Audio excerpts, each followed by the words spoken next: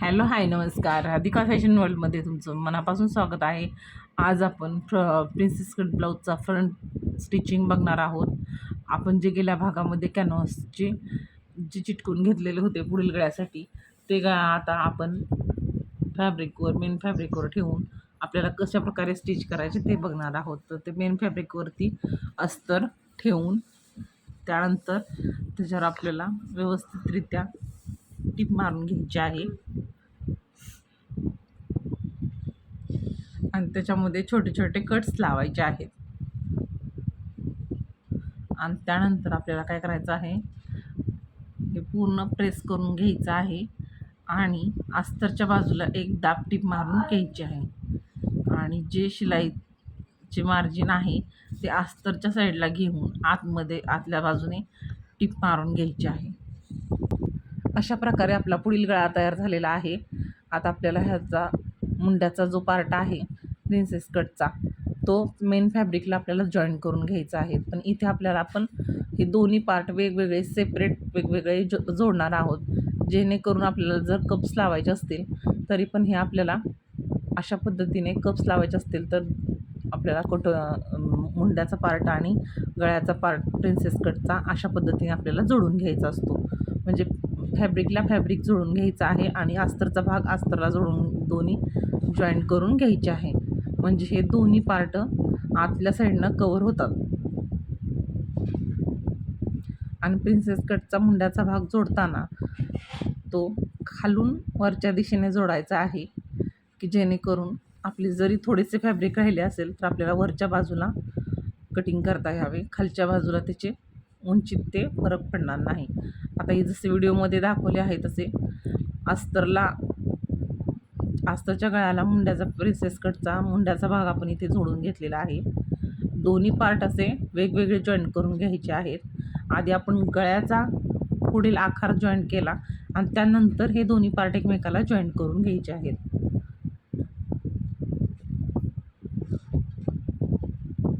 असे थोडेसे जरी फॅब्रिक राहिले तर व्यवस्थितरित्या आपल्याला कटिंग करता येते.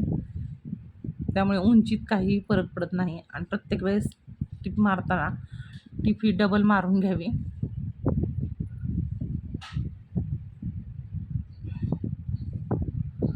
अशा प्रकारे आपला प्रिन्सेस कटचा फ्रंट पार्ट तयार झालेला आहे. आणि आता आपल्याला खालच्या बाजूला जे आपण जॉईन करायचे आहे ते एकावर एक अस्तरचा आणि मेन फॅब्रिक एकमेकावर जॉईन या पद्धतीने ठेवून टीप मारून घ्यायची आहे.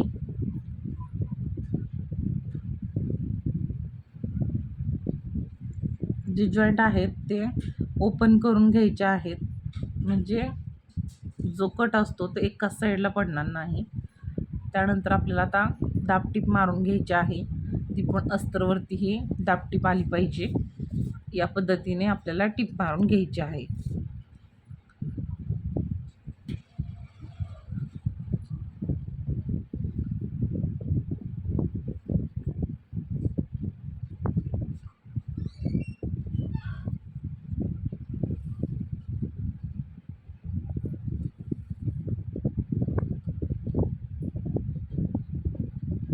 जे काचपट्टी बटनपट्टीकडची जी बाजू आहे त्या साईडला पण आपण आता टीप मारून घेणार आहोत. आणि मुंड्याच्या साईडला जे पार्ट राहिले होते आपण जोडायचे, जी टीप मारायची होती तेही टीप आता आपण मारून घेणार आहोत. फिटिंगची लाईन जे राहिलेले आहे साईडचे अस्तर आणि फॅब्रिक एकमेकाला जॉईंट करून घेतलेले आहे. आणि जे एक्स्ट्रा काय फॅब्रिक राहिलेले असेल ते असे एकदम क्लिअर करून घ्यावे आपण शिलाई करतानाच. त्यामुळे आपले ब्लाऊजची चांगली फिनिशिंग दिसते. तुम्ही इथे बघितले दोन्ही साईडला असा व्यवस्थितरित्या प्रिन्स कट आपला कफ लावलेला नाही तरी पण व्यवस्थितरित्या पफ इथे आलेला आहे. आणि इथं आपण आता प्रेस लावून घेणार आहोत. गळ्याच्या साईडला प्रेस लावून घ्यायचा आहे. पूर्ण प्रिन्सेस कट अशा पद्धतीने आपल्याला प्रेस करून घ्यायचा आहे. अशाच प्रकारे आपण दुसराही भाग तयार करून घेतलेला आहे. आता दोन्ही पार्ट एकमेकावरती ठेवून आपल्याला असे पिन्स लावून घ्यायचे आहेत, जेणेकरून दोन्ही पार्ट समान आहेत का, आपले फिटिंगची बाजू, आपली मुंड्याची बाजू एक समान आहेत का, हे चेक करण्यासाठी आपल्याला ह्या पिन्स लावून घ्यायच्या आहेत, की जेणेकरून तुम्हाला दोन्ही पार्ट समान आहेत का नाही हे लक्षात येते. इथे बघितलं आपले दोन्हीही पार्ट समान आहेत, कुठेही एक सूतसुद्धा आपले कमी जास्त नाही. असं चेक करून घेतल्यानंतर तुम्हाला फिटिंग करताना त्रास होत नाही, की कमी जास्त झालेलं आहे का नाही हे कळतं. त्यासाठी आपण हे असं पिन लावून आपण आधी चेक करून घ्यायचं आहे. आता आपल्याला हुक आणि लूकची पट्टी तयार करून घ्यायची आहे. जेवढी उंची आहे त्यापेक्षा 1 इंच जास्त उंची घ्यायची आहे आणि 2 इंच रुंदीला पट्टी घेतलेली आहे. इथे दोन्ही पट्ट्या एका समानच्या अंतराच्या मी काढून घेतलेल्या आहेत आणि पट्टीला आता एका बाजूने टिप मारून घ्यायची आहे, फोल्ड करून घ्यायचं आहे आणि उजव्या बाजूची जी पट्टी आहे तिथे आपल्याला हुकची पट्टी बसवायची असते. उजव्या बाजूची जी असते पट्टी त्याला आपण हुक बसवत असतो. खालच्या बाजूने या पद्धतीने जसे व्हिडिओमध्ये दाखवले आहे त्या पद्धतीने खालच्या बाजूला प्रेस करत या पद्धतीने आपल्याला टिप मारून घ्यायची आहे. त्यानंतर आपल्याला पट्टीवरती दाब टिप येईल अशा पद्धतीने आपल्याला फोल्ड करत आतल्या साईडला आपल्याला ही हुकची पट्टी स्टिच करायची आहे. इथे तुम्ही हातशिलाई करू शकता, नाहीतर मोठी टिपही मारू शकता. अशा पद्धतीने आपले हुकची पट्टी तयार झालेली आहे. आता मी लूकसाठी आत ही बाहेरच्या साईडला पट्टी दिसते त्यासाठी मी तिथे फॅब्रिकचे कापड जोडलेले आहे अस्तरला आणि हुकच्या पट्टी आतमध्ये फोल्ड होते त्यासाठी अस्तरचा जरी वापर केला तरीही चालेल. आणि ही बाहेरच्या साईडला फ्रंटच्या साईडला येते म्हणून इथे फॅब्रिक जोडलेले आहे. आणि हुक लूक पट्टी तयार करताना सुरुवातीला जोडताना थोडेसे झिगझॅग करून घ्यावे म्हणजे ते उसवणार नाही तिथे. अशा पद्धतीने आपण इथे टिप मारून घेतलेली आहे. गळ्याच्या बाजूला ही आपला गळा तयार झालेला आहे इथे. त्यासाठी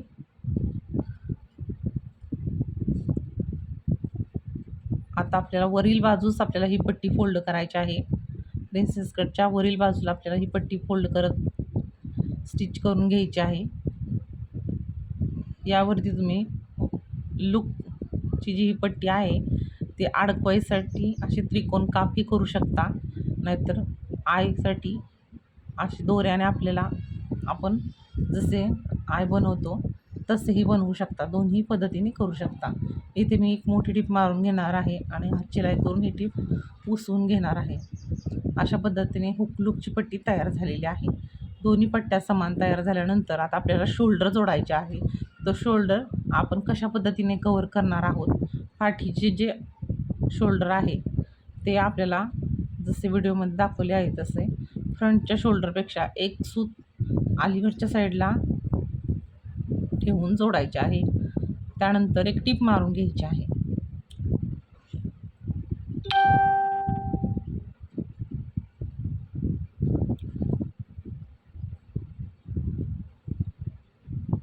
त्यानंतर ते असतं जे बाहेरच्या साईडला होतं ते आतील साईडला फोल्ड करत त्याच्यावरती एक टीप मारून घ्यायची आहे.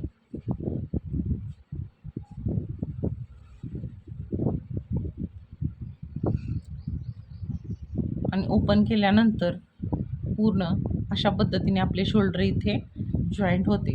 दोन्हीही स्टिच आतमध्ये जाऊन राहते, त्यामुळे आपले कुठेही स्टिच इथे बाहेर दिसत नाही.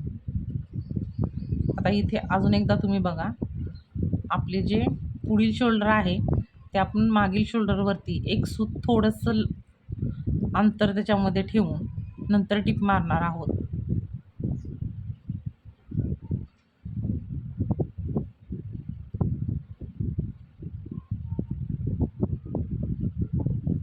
अशा पद्धतीने आधी टिप मारून घ्यायची आहे. आणि त्यानंतर आता जे बॅक साईडचं जे अस्तर आहे ते त्यावरती आपल्याला फोल्ड करत अजून एक टिप मारून घ्यायची आहे, म्हणजे तुमचे शोल्डर आतील बाजूस कवर होते. अशा पद्धतीने शोल्डर जर जोडले आणि हे एक्स्ट्राचे जे काय फॅब्रिक राहिलेले असते ते कटिंग करून असे पूर्णपणे फिनिशिंगमध्ये आपले शोल्डर तयार करायचे आहे.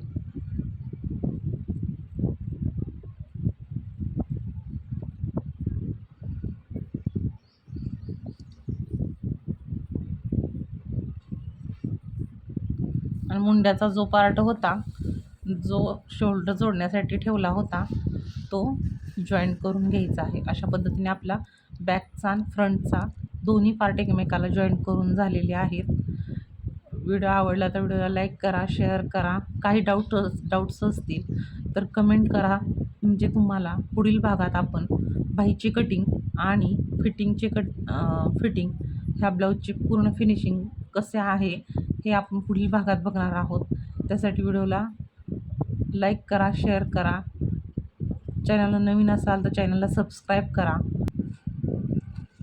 अशा दोन्ही बाजूला आता आपण वरती आणि खाली दोन्ही ब्लाऊजला पिन लावून घेतलेले आहेत फ्रंटला, आणि जे साईडचे जे कापड राहिलेले आहे ते कटिंग करून घ्यायचे आहे. जे पाठीमागच्या भागाचे, म्हणजे तुम्हाला फिटिंग करताना ते एक्स्ट्राचे दोन्ही भाग समान येतात. अशा पद्धतीने आपल्याला दोन्ही भाग समान तर येतील.